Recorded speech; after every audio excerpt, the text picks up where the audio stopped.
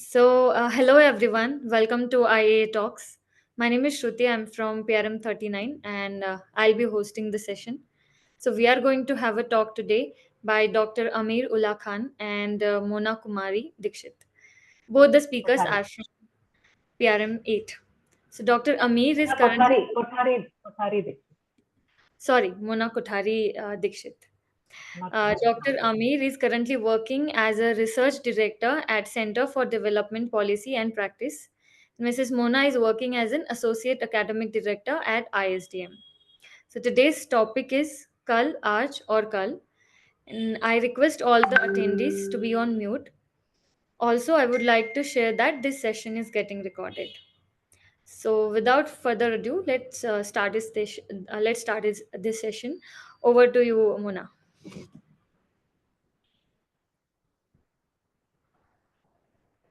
You are on mute, Mona. Thanks, Shruti, and thanks to the all the people in the Alumni Association who've made this effort. Yeah, I am also thankful that and appreciate all the effort that you've put in to get this put this talk in place. And also want to thank you for inviting me as a speaker along with my batchmate Amir.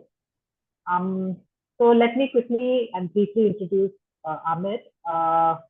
Amir is currently working with the government of Telangana, and he is the kind of person who is simultaneously, he's very enterprising. So he's probably doing, uh, 5 other things at the same time on the professional front.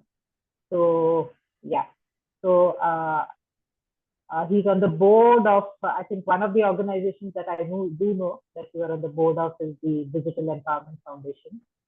And you are also on the board, one of the founders probably of Center for Development Policy and Practice, Amir. That's right. Yeah. Right. And so before he joined the Telangana government as a full-time officer in the state, some commission or the other. He has been a faculty teaching in several eminent institutions all over the country, and I think even abroad. He's taught at the Shiv Nagar University. He taught at CIS Hyderabad. He taught at Indian Institute of Public Policy. So those are the ones that I know of. And he is an economist, and he writes. He's a very active writer, speaker, thinker, and if I can say so, a thought leader also in this line. And yeah, so he was, I think, for a brief while early in his career, he had joined the government service, the IPS, and then yeah, for a few years, but he probably chose not to pursue that and got into the development research and public policy space. So yeah, that's about Amir. Amir, do you want to add anything or yeah, thanks, refine Mona. something which I haven't really covered properly? No, you did a wonderful job, Mona. I didn't realize that you knew so much about what I was doing.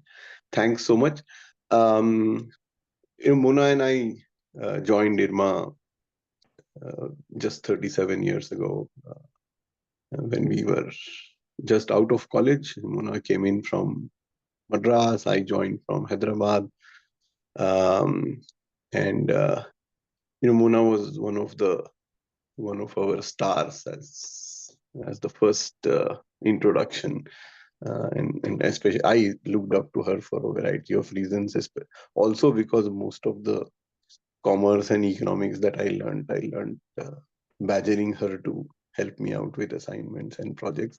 Since then, Mona's been doing some fabulous work at the ground level. She started off in Udaipur, worked there, then worked with the Swiss government and its agency for quite a bit, set up a very fine institution called Sanket and led that for some time, worked in basics and Sanket, no, Sanket, I have nothing to do with Sanket. okay. And Mona's, I think the major part of her career where she worked and really brought up the self-help group movement, the micro insurance and the microfinance movement with basics, was where she played an enormously big role as that sector picked up, grew to astonishing heights, and then faced some of its biggest challenges. So that's one area where that woman was very well. And and she's now in academics, so has joined me. We're both now running and help run several educational institutions, and a lot of it is on the development sector. And therefore, when this talk came up, I really wanted to go to someone who I thought understands this so well, has watched it so closely, has an enormous insight from every possible angle, and someone who I've been really I've really respected and been extremely fond of for the last in these 4 decades. So thanks, Mona, for accepting that and agreeing to chat with me. So therefore, what we'll do is over the next 40 minutes or so, just chat with each other on the various aspects that we have identified, the kal that we saw, the aj that we are going through, and maybe talk about the kal tomorrow, which is a random walk, which could go anywhere. But let's see if we can stick our neck out and say something about that too, and answer questions if they pop up on the chat window as we go along. I was fortunate enough that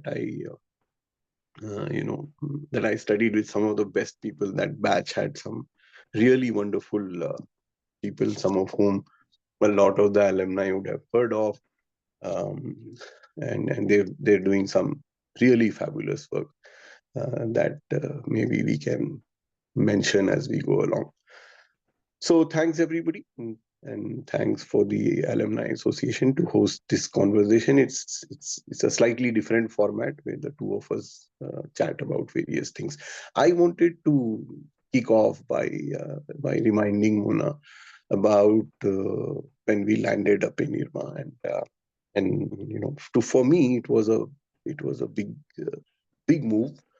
Like all good South Indians, I had done some engineering school, one of the finest in the country then, and on a whim decided to join rural development. But the shock was when I realized that I had to pay a grand sum of 18,000 rupees as a fee. And I could only join because the Bank of Baroda gave me 21,000 as a loan. It was a lot of money then. And I don't know what the fee is today.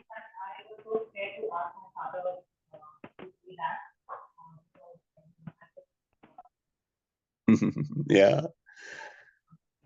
So Mona, the point I'm making is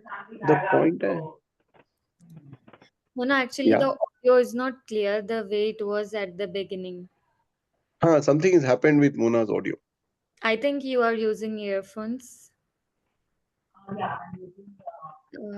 Because of that, there is kind of an echo and it's not clear. Yeah. So let me get off that.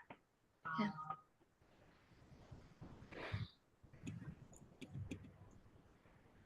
Better now? Yeah, Oh, perfect. perfect. Yeah. It's good. My computer laptop audio is not very good, so I'll have to place my ear very close to the screen, so all of you are going to get a nice view of my ear. Okay. Yeah, like that, don't worry. Yeah. So Amir, you were saying 18,000. Yeah, it was a lot of money then, and I'm sure the fee is horrendous today. Shruti, do you have any idea what the fee is now?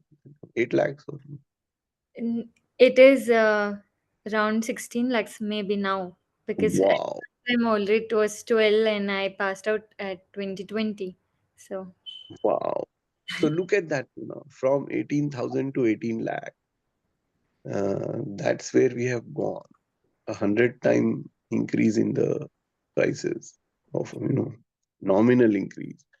But look at what goes on with our farm sector, and that's something that you know well about. So do you think we should dwell on that for a bit? Yes, Amir, we were just chatting shortly before this. For example, the price of mangoes, the mango season is just, at least in Delhi, it's just coming to an end. 18,000 to 18 lakhs, and which is 100 100 times? times. Yeah. Yeah. And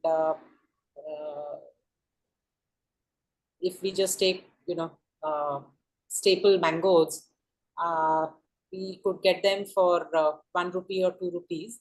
And the same variety of mango, today you can get it for, say, 40 or 50 rupees. I'm talking about the really, Yeah. yeah. So actually, even that is a little more. I'm just talking of the cheapest variety of mango uh, in any season, in Mhm, any area that you get. mhm, mhm, So at mhm. its peak, it was 1 rupee then, and it's probably at its peak. You can get it at 20, 30 rupees a kilo. So Yeah, we're yeah. talking of about uh,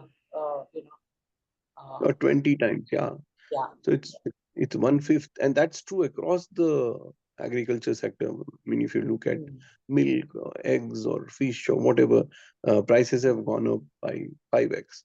But look at any other sector, healthcare costs. Remember where that was, or education costs, or clothing, or any sector that you look at, you will find that you just multiply by 100. And that's why you see so much distress in the farm sector. And you've done work with so many farmers. I've worked at agriculture policy when I was working with the then planning commission, and it was so frustrating to find so much of diffidence against any talk about support prices. We graduated at a time when support prices were big, and we were arguing for higher minimum support prices and some kind of a price floor that we needed for agriculture. So that sector, which contributed to something like 27% of India's economy then, is now struggling at 13%. And it also shows in terms of the number of people who go and join agriculture sector after IRMA. I remember one of the better jobs during our placements was with that some Karnataka oil seeds, or with the Madhya Pradesh agriculture cooperatives, and that's no longer the case. You were talking about your farming experience. That would be interesting too.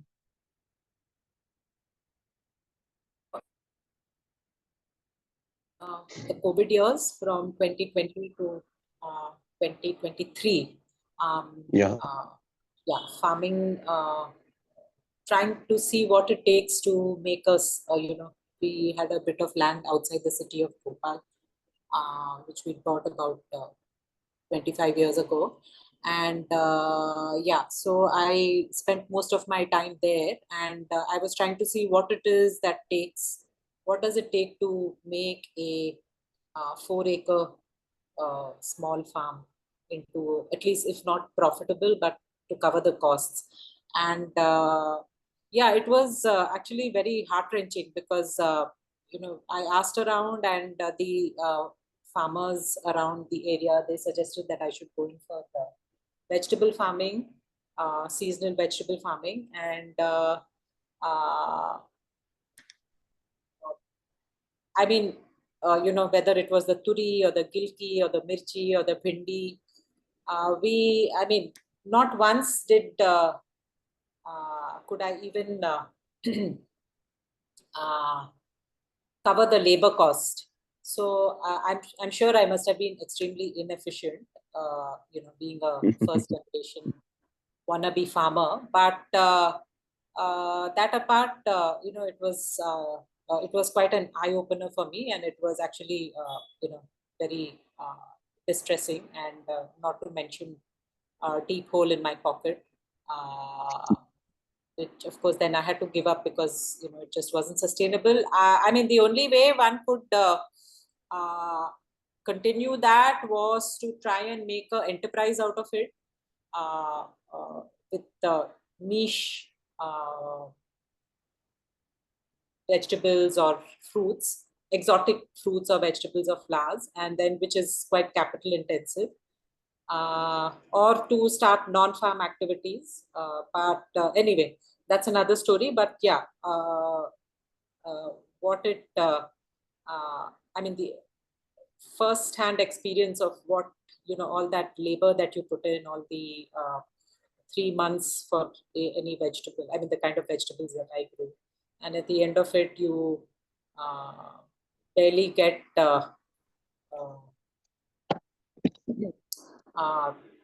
30,000 for a season where you had 4 or 5 people laboring day in and day out, and all the other inputs. So for yeah, it was. I mean, it just goes to show how skewed the whole scenario is.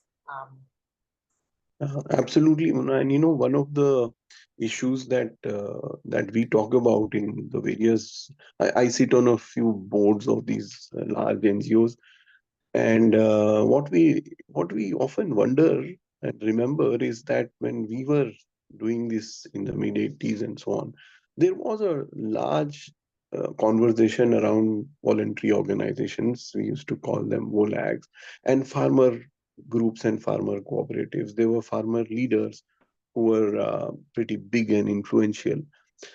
Today, that is almost done and over with. There is in the space of civil society, or in this space of farmer organizations, um, you come up, and here is where the political setup comes in, that these were organizations that were set up that would be politically active. They would not belong to parties, but they would be politically active. Today, if you see the NGO sector, it's seen in a negative light. Ajit Doval, the NSA, once in public declared that NGOs are seditious, and you find that during the farmer movement there was so much of anger against farming and farmer leaders. And that has been one of the changes that we have seen, from the respect and the sympathy that the farmer got, to the animosity and in some sense a looking down upon of agriculture and agriculture leadership. That's a certain shift that we have seen in these last 3 decades. And for a sector that continues to employ half our labor force, it's not exactly the situation that we started off with. So I just wanted to get you talking on this issue, on on you know on the kind of people we were looking at then, and the kind of people that we are looking at now. Do you see any of those generational shifts that most people our age see? Yeah, what I sometimes wonder, when I think of my daughter or her generation, it worries me. I mean, I try to think, okay, what were the role models that I had, or what I saw my parents, and the kind of role models they had, figures in public life, and what are the role models that they have that they can look to today. and what do the role models stand for? Who are they, and what are the values that they stand for? Do they have anyone at all that they can look up to, who is courageous, who is has a strong moral compass? Uh, so in a way, yeah, I kind of worry for my my daughter's generation. And they have to, I sometimes feel that their life is in some ways more complex and difficult than ours. I suppose with every generation, there are generational changes, but they also have to deal with things like climate change and the future of what is going to happen with AI. And there's also this kind of uh, information overload with all the gadgets, and and I mean, they can't escape that. I mean, we ourselves find it difficult to escape all the gadgets that we, especially the smartphone. But at least we have went through during the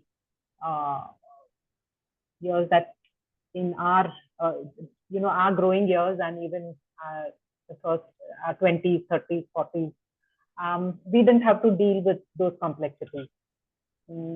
So I feel that the younger generation now has a more complicated life, and it's not going to be easy for them. I'm being a little. You're being your age. Yeah. Yeah. So do you feel that way? I mean, our backgrounds are very different. I mean, while we have broadly been in a particular sector and social space, but otherwise our personal lives are, the people we sit and move around with in our daily lives are very different. But do you also see that, and do you also feel that, or it's just me, the pessimist? Actually, when I look at people like Tara is Mona's daughter, and Rashad, who's my son. On one hand, I feel very proud, in the sense that these are kids who have grown up very quickly. They have a worldview. They have their sensibilities in the right direction. They are thinking people. Their politics is right. They spend time worrying about issues, and that's why I am very happy for those. However, as Mona very rightly says, that it is a more complicated world out there, and the worries that bring them down today are not the kind of worries that we talked about. And today there is a lot of conversation that children indulge in, for example, on what is happening in Palestine. And I don't remember having spoken too much about Nicaragua when I was in college, and Nicaragua was burning at that time. So that is certainly a very, very good thing that has happened. And I think, I don't know if one can generalize it across the youth generation today. There will be some who will argue that they have lost that sensibility, but not the case with our children. I touch upon something. Amir, a related point. I'm going to cut in here. No, go ahead. There's another issue which, if we are talking of today's generation, and especially those who are in their late 20s, 30s, institutions like IRMA, when you need to have, say, a CCTV camera in the institution. Yeah. So, and I mean, IRMA is not the only one. You see it everywhere. So it's happening in schools. It's happening in, in our residential society. So, I mean, you can argue and say that, okay, the technology is available. That's why we have CCTV cameras. But what does it say about ourselves as a society that, we need to have this kind of policing and vigilance. Uh, uh, I mean, Yeah, yeah, yeah. institution like IRMA. I mean, I don't know, it may be a controversial topic, but what comes to my mind is that okay, students don't trust each other as a community, or they can't live peacefully together. That is one angle. The other angle is the faculty and the students who don't have an understanding that they cannot survive without this kind of policing and vigilance, or is it the institute and the outside world that doesn't, that they don't trust each other. So, I mean, Yeah, for me, yeah. in an institute of higher learning, where you're supposed to be fairly mature. I mean, uh, you come for your post graduation. So, Yeah. yeah. So it's. I mean, what kind of? I don't think this is progress. This seems to me regret, No. and it's actually We have quite regressed disturbing. there. Yeah. Mona, there is no doubt about that. There we have regressed, and it's not just IRMA, which is an outstanding example, but Mm. even in other institutions where we teach, and I set up a couple of universities along the way, and taught at several of these institutions. They continue to, and there is that regression that we have seen in the sense that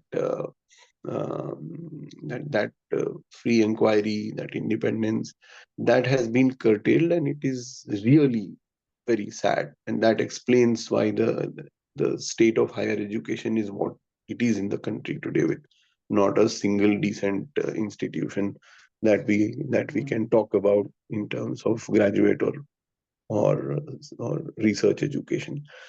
It also brings to mind the other sector that we thought we will touch upon, which is that our fear that we'll be a lot of really old people hanging around with very few children. Mm. The fertility rates have dropped. We were talking about family sizes of 5.5 and 6 back then. Today we are talking about family sizes of 3 and 3.2, and in most cases a family size of 2.5, with very few Right. Right. grandchildren, and Yeah. a life So I come expectancy from a that has family with five siblings, and I have one daughter. So yeah, so yeah, that's at a least case in I've kept point. the balance.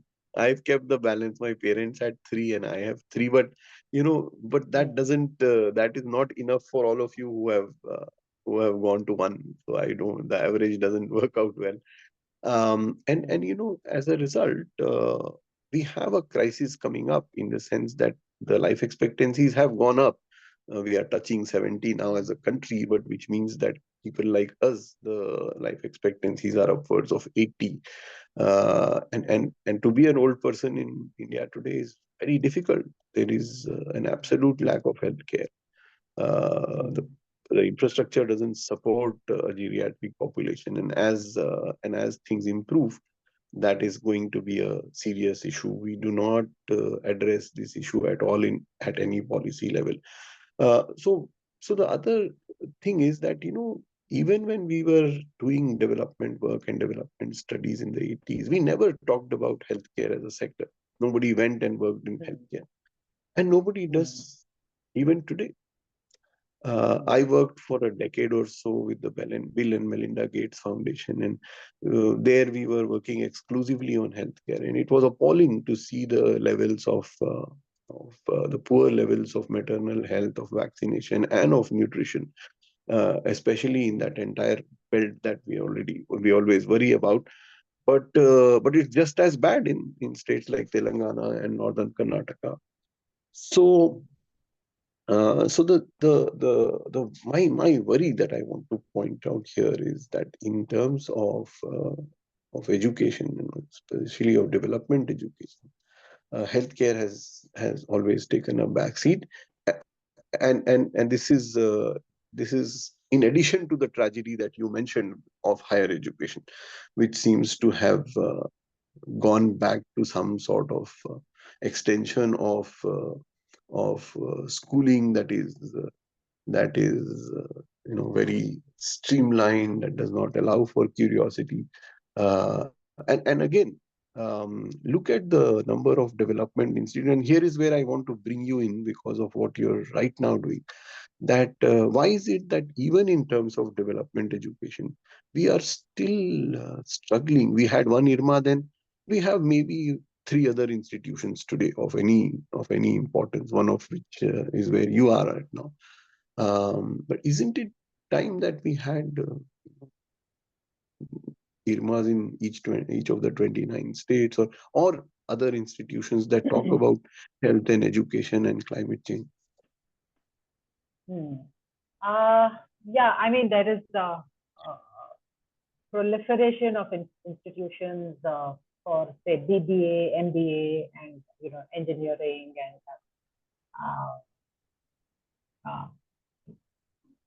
yeah, management. But those numbers are far higher.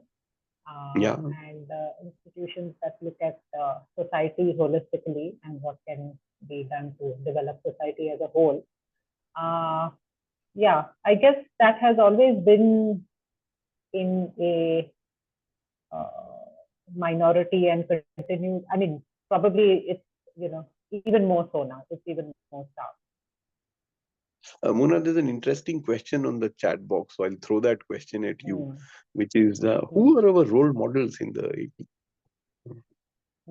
And do we have any today? Do you remember? Yeah. Yeah, so personally, for me, I think as I was growing up, I mean, consciously, there were no role models, but once I started, for me, the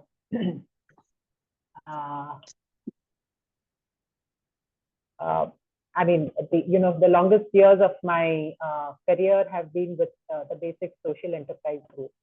So I always, I mean, over the years, one came to know the founder, is Mr. Vijay Mahajan, who is the founder of Pradhan, as well as, I mean, he's an institution builder, and not just an institution builder, but a sector builder. Yeah, I mean, to me, in many senses, he is, both in terms of his thought leadership, his practice, the years of work that he's put in on the ground, and the way he is able to maintain relationships and think across the board, whether it is the issues that are happening in a tribal hamlet in Ranchi or at the international level, and then connecting it all together. I think both in terms of the wisdom and the messages of his life as he went through setting up institutions and the practice in those institutions. I think I've been very fortunate. A lot of people have. So, I mean, I would definitely say that. See, what I find is that, someone like him who's a topper from IIT, topper from IIM, he could have been, a globetrotter with 100 cars and, all kinds of material. But I still see that he, he leads a fairly comfortable life.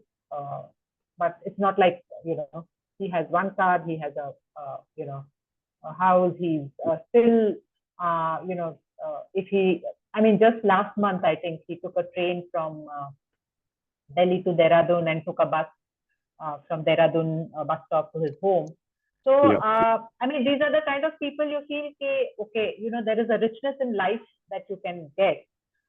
मतलब you feel कि अच्छा ये लोग ऐसे कर सकते हैं, and so you kind of feel in a way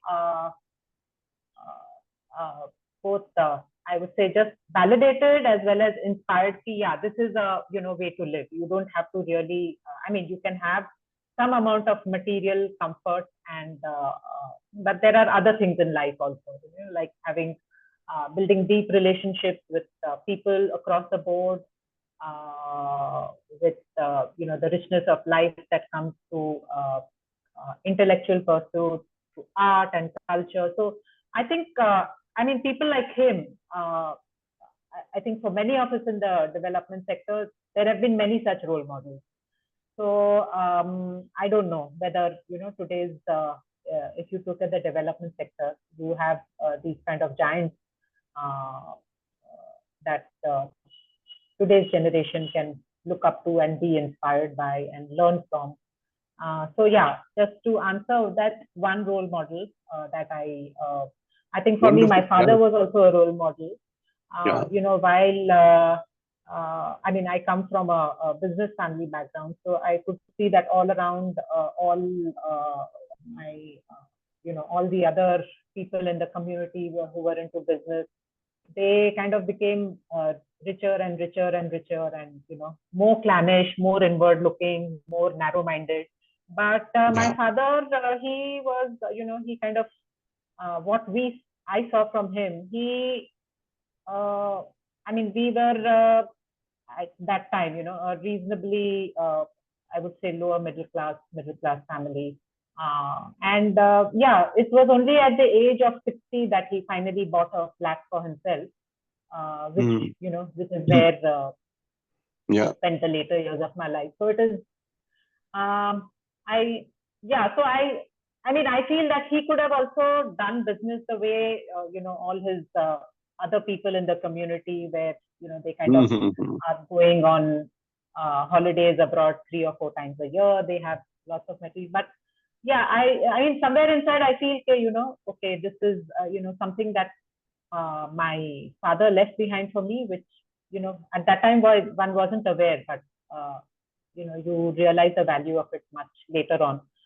Because also then you also see that the richness in your life comes from other things. He used to be an avid, even though being, from a business family, a very orthodox family, he used to read a lot. His interest in life was to travel the nooks and corners of, even though being a Gujarati, he used to love to travel different parts of Tamil Nadu and look at old heritage sites of the, I'm from a Jain religion upbringing. So Tamil Nadu was one of the, I think at one time before the, during the, I don't know, it used Jainism and Buddhism were the dominant religions in Tamil Nadu. So he used to love visiting these sites, little sites dotted all over Tamil Nadu. And that was, his pursuit, his, the richness of his life. And he, we all used to go along with him. And that is what used to excite him. So, yeah, so these are little things that you kind of imbibe, and, they may not be role models. You realize much later on that, yeah, these are the role models that you had. Yeah, absolutely. And what about you, Amir? Yeah, Shabir, your question really is interesting. When we were at IRMA, there were a lot of role models that we looked up to within the IRMAn system. I remember, following Bharti. Bharti was a senior of ours who once came to campus, and I remember that she was so inspiring.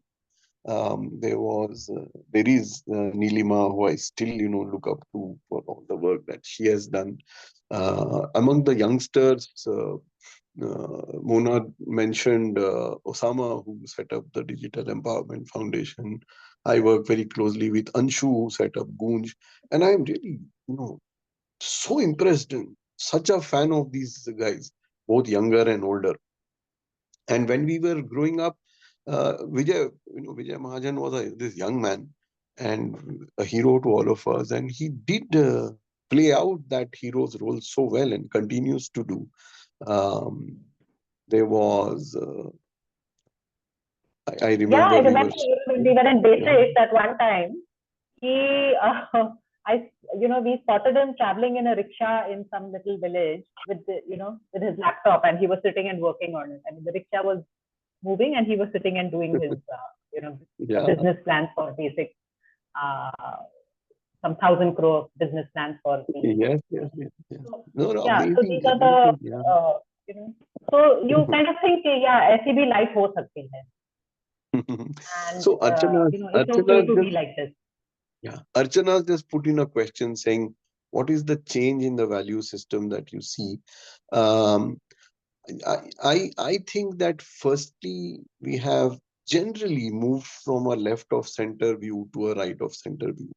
That I think we see all around us. The second change in the value system that we have seen is that we have moved from this volunteerism and charity to social and entrepreneurships and social impact. We have moved away from an inclusive kind of society polity to a rather exclusive one.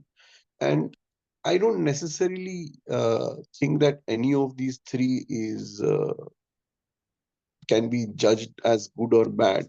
It is a phase that we are going through. But we did, if you remember well, and I remember this very well, the 80s were very well defined in terms of where we stood on our socio-economic worldview. That has definitely changed, and with that has changed most of what we look at and what we do.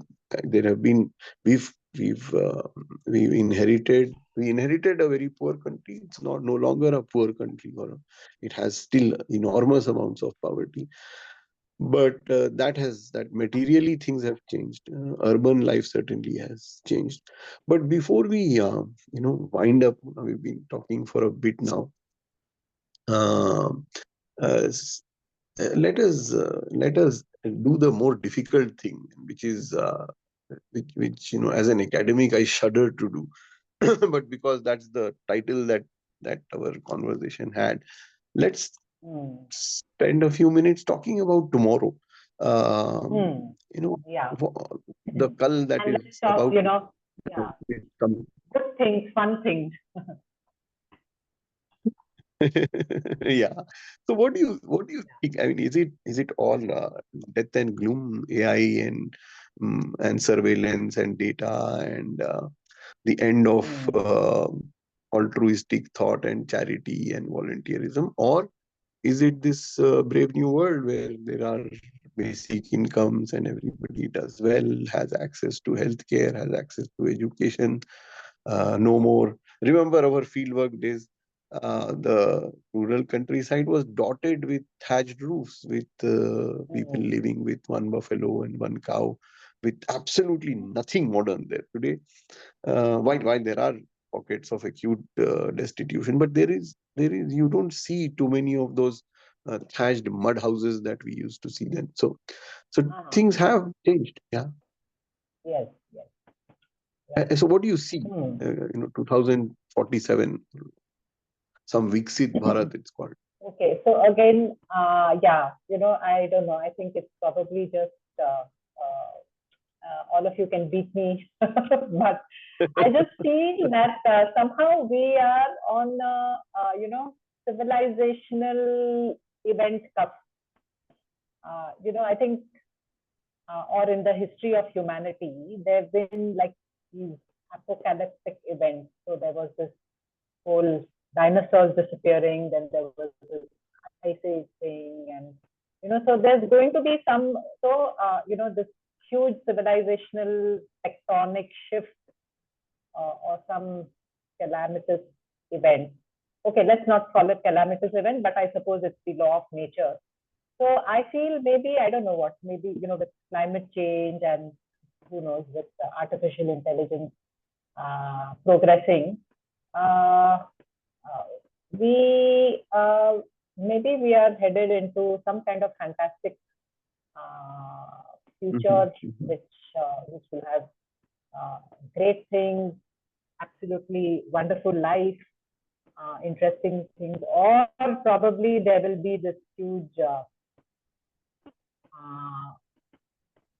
just like the dinosaurs disappeared, or just like the yeah, maybe somehow I get this feeling that we are on the verge of a civilizational shift. some kind of major event, which is not good, not bad. I think it's just in the nature of things to, small things keep happening all the time, little changes, the loop, good, bad, acha hota hai, it gets corrected. Then there are longer term things, but, something has to happen every 100 years, no? Like Yeah, the law of nature. yeah, So somehow I get yeah. the feeling, yeah. The yeah, one other thing, Do you ever get that what feeling? yeah, I do, and I think from at least looking at it from the academic policy point of view, the major shift that has happened and the major value system that has changed, certainly for the better, is that we and our youngsters are far more equipped to handle evidence-based tools, and to ensure that policy that is made has an impact, that it is measured, it seeks and reaches its objective, and I think that is the big change that we have seen, and that's the nature of change, that one can stick one's neck out and predict that it is going to be a lot more evidence based, it's going to be a lot more impactful, it is going to demand a far greater sense of professionalism than it ever did. Also, I think that with the amount of data available, decision making will be easier and quicker, and it will have lesser number of confounding variables that we grappled with when we started off our careers. In that sense, I think the tomorrow is looking up, and is looking up in a big time, and that puts a lot of responsibility on the shoulders of those who are heralding in this change, either in as senior So workers have in you this come sector, across, or as vital. 25-year-old, 30-year-old saying that, "Arey, 50 साल तो वैसे भी, the world is coming to an end because of climate change. So, why should we have children?" Yeah. Yeah. Especially in countries So like Japan, across the world, you can see that across the no, world. I've come across kids. I mean, it's not uncommon, these kind of Yeah, conversations. yeah. So yeah, I mean, I don't It is remember having this kind of thought, or true, having to think this way when I was in my 20s or 30s or even 40s. Uh, true. yeah. That is true. Purely So sectorally, I interesting think, times ahead. Mm. yeah, interesting times ahead. And I think Mm. sectorally, these are the sectors that hold out. Even in the Mm. development sector, the sectors of healthcare and of data are the important sectors that will take people's imagination and help to grow. We ignored these long ago, and I do hope that we see agriculture, just to go back to where we started, that we also see some focus on, or an enormous amount of focus on farmers and agriculture, that abandoning that space and abandoning that responsibility has been a major mistake, and that policy and politics both have done that they've just completely sidelined agriculture and farming that we started off with. So I would like to just end there, saying that the cull that is going to come is going to emphasize farming and agriculture that we saw with the green revolution and the white revolution, but it is also going to go into far deeper into the fields of climate change and healthcare than we ever did. We never talked about it. Remember, we never even discussed environment, even though we were a couple of batches after what happened in Bhopal. So that is something Mm. that is good, and I think that is the direction that we are seeing over the next few Yeah, years. I And think it's a good thing, because when a major problem is looming, that's when you start thinking about it and working on it. Yeah. And Yeah. so we might come up with the large impact answers that we need. Yeah. Absolutely. And I'm so happy to see several people who I know and I really care about on this group. Suresh, both the Sureshes are here, and so nice to get in touch with Suresh Subramaniam after a long time, and some who I don't know, but maybe Mona, 20 years later, when both of us come back, or 30 years later when we come back and have a conversation, let's remember what we said and see whether it played out the way we wanted to. So I'll hold on to that. Let's meet like in my mother, 2047. like my mother said, this is Kalyug. This is, she said, this is Kalyug, so all of you are going to live to be 90 at least. She's almost 90 now.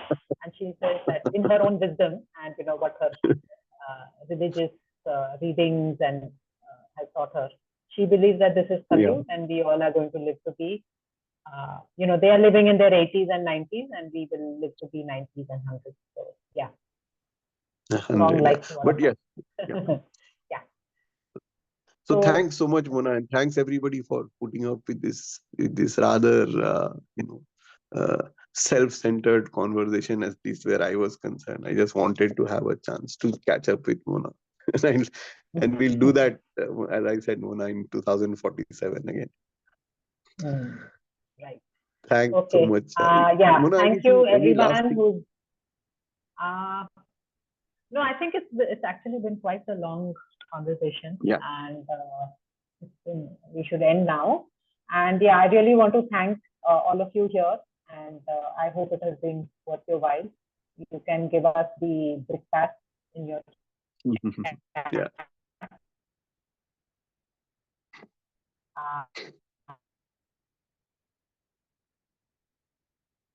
Thanks so much, everybody. Mona, your voice is breaking.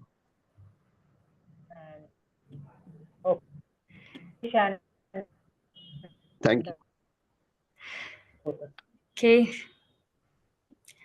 So, as we wrap up this insightful session, I would like to take a moment on behalf of IAA to express heartfelt gratitude to Dr. Amir Ullah Khan and Mona Kothari-Dikshit for sharing their expertise and experiences with us today.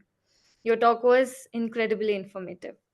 Especially, I liked your insights on the generational shift where challenges like AI and climate change are reshaping the landscape. Your reflections on the role models who influenced you growing up definitely added a personal touch to the conversation.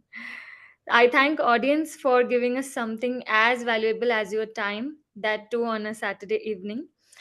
So we will upload this recording on YouTube so that those of us who could not attend the session will get access to today's rich discussion. So with your due permission, I would now close this session. Thank you very much and have a nice day. Bye. Bye. Thank you so much. Thank you.